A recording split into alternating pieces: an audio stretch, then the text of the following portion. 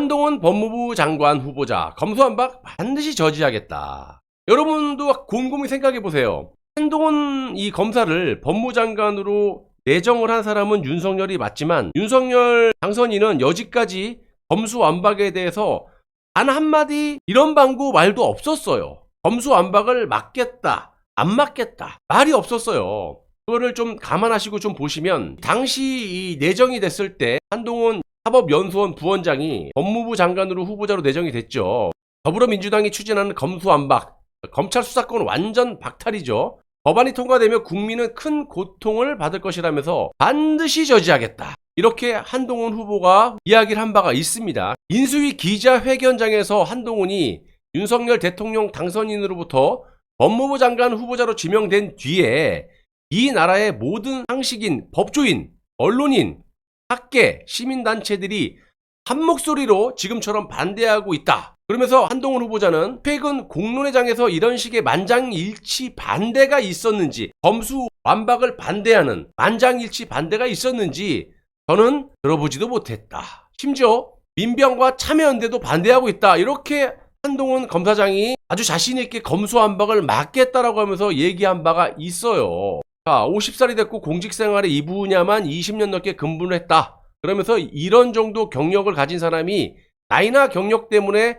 장관직을 수행하지 못할 나라는 아니다. 맞는 얘기죠. 능력이 있으면 나이가 40이고 50이고 뭐가 상관이 있어요. 그리고 도덕성을 갖추 있고 국가와 국민을 위해서 헌신할 수 있는 엘리트라면 나이하고 경력이 솔직히 뭐가 필요하겠습니까? 그런데 그거에 반대되는 행동을 당신이 했기 때문에 이런저런 문제가 생기는 거예요. 제가 윤석열 당선인 전에도 우려했던 게 뭡니까? 너무나 많은 어떤 비리나 의혹이 있기 때문에 당선이 된들 무지막지한 이 국회 장악 172석 플러스 정의당과 하면은 180석이 넘는 그런 국회의석을 갖고 있는 저 좌익들, 좌파들을 무슨 수로 감당해낼 수 있느냐. 우리가 갖고 있는 무기는 보수의 프라이드와 명분과 도덕성 이런 거거든요. 근데 그게 벌써 다 실추가 됐고 파괴가 된 그거보다 더 뛰어넘는 드러나 있는 사실로만 해도 엄청난 헌법 파괴와 조작 날조가 이런 후보가 되면은 나중에 이게 제대로 된 정권 교체가 또 제대로 된 좌파와의 싸움이 되겠느냐. 입이 부르트도록 말씀드린 게 할 수 있는 건 두 가지 뿐이다. 그냥 발발 기면서 민주당이 하라는 대로 따라가던가 아니면 탄핵이 되던가 그 두 가지밖에 선택할 수밖에 없다. 왜냐? 싸우려고 들면 탄핵이 들어올 것이고 또 윤석열 당선인 본인이 정말 개가천선으로 내가 잘못한 걸 뉘우치고 박근혜 대통령에게 충성을 다하겠다. 전 국민의 기자회견을 통해서 문재인 정권을 들이박았다. 그러면 지금 현재 윤석열 당선인을 대통령으로 옹립한 국민의힘당의 권선동을 비롯한 정진석, 김무성, 유승민, 하태경, 장제원 등등의 엄청나게 많은 탄핵 세력들이 옳소 윤석열 대통령 당선인 잘하십니다. 박근혜 대통령 탄핵은 사기였었죠. 우리가 그냥 감옥에 들어가겠습니다. 국가와 국민을 위해서.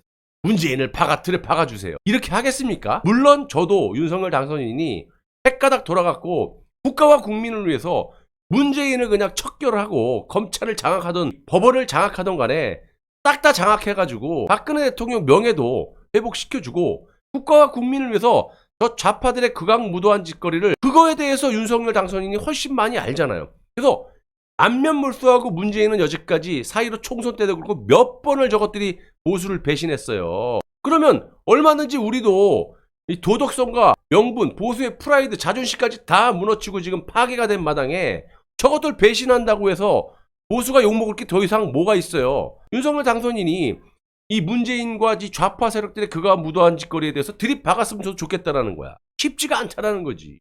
온갖 악의 무리들이 그리고 하이에나들이 같이 공범이었던 자들이 한뜻이 돼서 진짜 국가와 국민을 위해서 감옥에 갈 걸 감수하고 문재인 정부하고 싸우면 모를까. 윤석열 당선인 혼자서 야 내가 정말 개가천선해서 내가 그때 당시에는 힘이 없었고 민주노총과 이 동북 세력들 문재인이 그냥 나를 강압적으로 공직에 있었기 때문에 어쩔 수 없이 내가 조작을 했다. 이걸 밝힐 수 있을까요? 그러면 저도 좋죠. 그러니까 지금 이 한동훈 법무부 이 후보자도 똑같은 우려를 하는 거예요, 제가. 그러니까 지금 또다시 민주당에서 막 차고 들어오는 게 다 그런 부분이고, 심지어는 이런 발언까지 나옵니다. 민주당이 한동훈 최순실 특검 때 이건 로키예요. 이제 예를 들어서 태블릿 이 반격의 서막이라든지 태블릿 사용 설명서, 그리고 우종찬 기자의 거짓의 뭐 산이라든지 뭐 이런 것들이 많이 있지 않습니까? 탄핵 당시의 조작 날조라든지 법원의 판결문, 증언, 검찰 특검의 공소장 내용들이 모두 허위 조작 날조임이 밝혀진 상태에서 민주당에서 툭 던진 게 지금 이거예요. 최순실 특검 때 한동훈 당신은 삼성 임원 집에서 살지 않았느냐, 전세 살지 않았느냐, 상식적으로 말이 되느냐, 이 얘기를 하고 있는 거예요. 이거는 과거에 윤석열 당선인이 삼성의 그 스폰을 받아서 김건희 씨하고 뭐 동거를 했네, 뭐 다른 검사하고 뭐 그런 얘기가 돌았을 때 그때 똑같은 거예요. 별의별 얘기가 됐잖아요. 지금 거기에 또 엮여 있는 거예요. 한동훈 법무장관 후보자가 2016년 말 최순실 특검팀의 삼성그룹 수사 전담할 당시 삼성물산 전 고위 임원의 집에서 전세로 살았던 데에 대해 비상식적인 상황이다, 명쾌한 해명이 필요하다. 물론 이거 해명을 하면 되죠. 당시 한 후보자가 임차했다라는 타워팰러스의 전세 보증금 액수는 얼마였는지 계약서부터 까봐라, 이렇게 지금 들러붙고 있는 거예요, 지금 좌파들이. 그러니까 내가 말씀드리는 게 뭐냐면, 원칙과 명분, 그리고 보수의 프라이드, 도덕성이 일찌감치 무너졌기 때문에 그런 핵심의 인물들이 지금 이렇게 주요 단직을 해보겠다라고 지금 나와 있는, 여론이 안 좋은 거에 20 몇 %가 인사 문제 아닙니까? 26%가. 그러니까 지금 이게 큰 문제가 되는 거예요. 예를 들면 그때 당시에 있던 거를 명쾌하게 해명을 한다면 다시 엎어치기로 민주당을 깔 수가 있지만, 제가 봤을 때 쉽지 않다라는 거야. 내가 알기로도 이거 한동훈 검사장 이 주위 그 연수원 동기생들이 말하는 거, 그리고 당시 중앙지검 3차장이었을 때 보수 인사 200여 명을 집어넣었던, 그리고 박근혜 대통령을 45년 구형 중에 30년을 구형한 사람이 한동훈 검사였지 않습니까?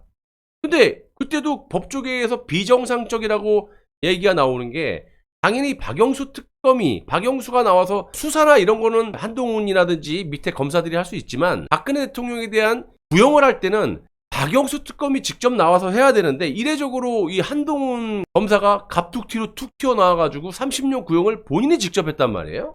그리고 뭐 윤석열 당시 중앙지검장이 급직 상승 진급을 한 후에 3차장이 된 이 한동훈 오른팔이라고 알려져 있잖아요. 뭐 그때도 보수 인사 이명박 박근혜 정권 200여 명의 인사들을 그냥 무차별적으로 괴멸시킨 장본인이기도 하잖아요. 그러니까 모든 면에서 자유로울 수가 없다라는 거예요. 그래서 내가 우려했던 게 그런 거거든요.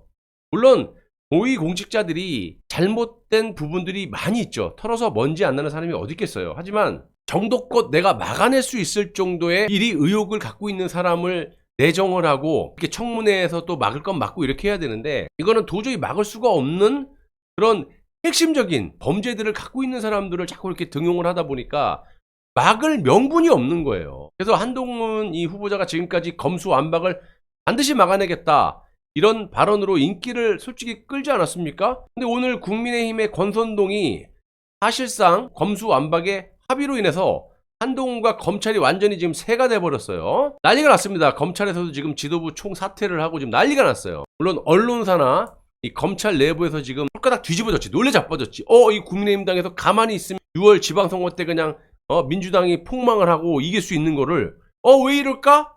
의아하지만 여러분들도 제 방송을 보고 탄핵의 진실을 꾸준히 보신 분들은 별로 놀랄 것도 아니죠. 왜냐면 이건 어떻게 보면 예고가 돼 있었던 거예요. 저들은 어차피 내각제 개헌과 탄핵 세력들이 주범을 이루고 있기 때문에 정권을 잡았다고 한들 민주당과 싸울 명분도 없고 싸울 용기도 없고 자신들의 안위만 챙기기 위해서 탄핵을 그냥 무마시키고 이런 거에만 혈안돼 있는 집단이기 때문에 당연히 이런 결과가 있지 않을 거라고 생각하시는 분들은 별로 없을 거라고 봅니다. 솔직히 국민의힘당은 민주당이 지금 밀어붙이고 있는 검수완박에 대해서 버티기만 해도 6월 지방선거는 아주 유리하게 따놓은 당산, 4.15 총선 때도 그랬어요. 이 자들은 선거에 이길 마음이 없다. 어떻게든 문재인과 야합을 해서 딜을 쳐서 내각제 개헌을 하고 그렇게 사이좋게 나눠먹자라고 했는데 문재인에게 배신당한 거 아닙니까? 황교안이 정신 못 차리고 지금 또 저러고 있는 거예요. 그래서 아무튼 6월 지방선거를 아주 유리하게 승리할 수 있었던 국민의힘당 입장, 그러니까 당연히 민주당에서는 어쨌든 자기들이 저질렀던 이 만행들을 본인들이 잘 알기 때문에